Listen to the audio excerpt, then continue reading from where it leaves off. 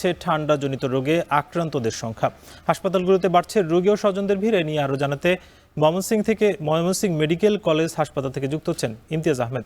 ইমতিয়াজ, জানাবেন যে হাসপাতালে রোগীদের চাপ কেমন দেখছেন এবং চাপ সামলানোর জন্য কর্তৃপক্ষ নতুন কোনো উদ্যোগ নিয়েছে কিনা? সাকিব, ময়মনসিংহ মেডিকেল কলেজ হাসপাতালের শিশু বিভাগে আমি রয়েছি এবং এখানে প্রত্যেকটি অভিভাবকই কিন্তু উদ্বেগ উৎকণ্ঠায় রয়েছে কখন ছোট্ট শিশুটি সুস্থ হবেন এবং তাকে নিয়ে আসলে তারা বাড়ি ফিরবেন। এই উদ্বিগ্ন উৎকণ্ঠা কিন্তু রয়ে গেছে।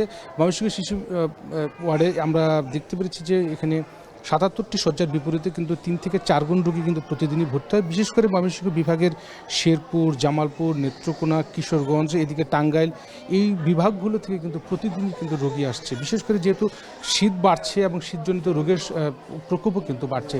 ঠান্ডা, নিউমোনিয়া, পাশাপাশি মেনিনজাইটিস, ব্রঙ্কাইটিস থেকে ডায়রিয়ার প্রকোপও কিন্তু বাড়ছে এবং দেখতে পাচ্ছি যে আমরা যারা ডাক্তার রয়েছেন, চিকিৎসক রয়েছেন, তারা কিন্তু রোগীদেরকে দেখছেন এবং নিয়মিত ফলো আপগুলো করছেন এবং যেটা ডাক্তাররা এবার যেটা বলছেন যে এবার কিন্তু অন্যান্য বারের তুলনায় নিউমোনিয়ার যে প্রকোপটা, সে আকার ধরনটা কিন্তু বদলেছে। প্রথম দিকে সাধারণ লক্ষণ থাকছে, কিন্তু পরবর্তীতে হঠাৎ করেই কিন্তু সেই প্রকোপটা লক্ষণগুলো বেড়ে যাচ্ছে এবং শেষ সময় যখন আসলে এই হাসপাতালে শিশুদেরকে আনা হয় তখন কিন্তু বেশ বেগ পেতে হয় এই চিকিৎসা সেবা দেওয়ার জন্য। আমরা দেখতে পাচ্ছি যে এই ছোট্ট শিশুদেরকে বিশেষ করে এই সময়গুলোতে ডাক্তাররা যেটা বলছেন যে একটু বাড়তি যত্ন নিতে হবে। গরম কাপড়ে যতটুকু তাদের পা মাথা ঢেকে রাখা যায় সেই বিষয়গুলোর দিকে নজর রাখতে হবে এবং আমরা দেখতে পাচ্ছি যে বিভিন্ন জায়গা থেকে আসলে রোগীরা এসেছেন এবং ডাক্তাররা যেটা বলছেন বিশেষজ্ঞরা যে মূলত জেলা হাসপাতালগুলোকে যদি আরও একটু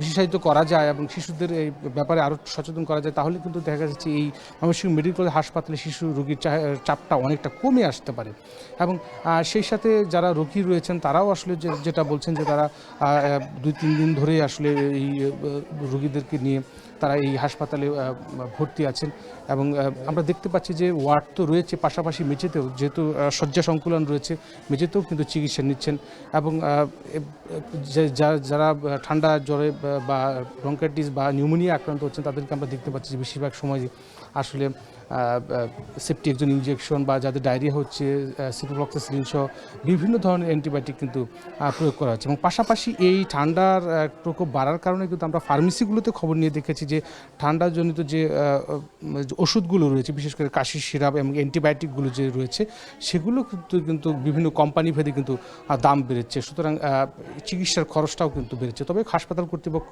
আমাদেরকে জানিয়েছেন যে এই চাপ সামলাতে তারা আসলে প্রতিনিয়তই কাজ করে যাচ্ছেন এবং অনেক রোগী সুস্থ হয়ে বাড়ি ফিরছেন। তবে এখন পর্যন্ত কোনো ঔষধ বা চিকিৎসা সরঞ্জামাদির কোনো সংকট নেই বলে চিকিৎসকরা আমাদেরকে জানিয়েছেন। সব মিলে এই ছিল ময়মনসিংহ থেকে আমার কাছে সর্বশেষ। সাকিব, ধন্যবাদ। ইমতিয়াজ আহমেদ যুক্ত ছিলেন ময়মনসিংহ থেকে। তিনি জানাচ্ছিলেন যে হাসপাতালে শীতজনিত যে রোগী সেটা কিন্তু বাড়ছে। এখন বাণিজ্য নিচ্ছে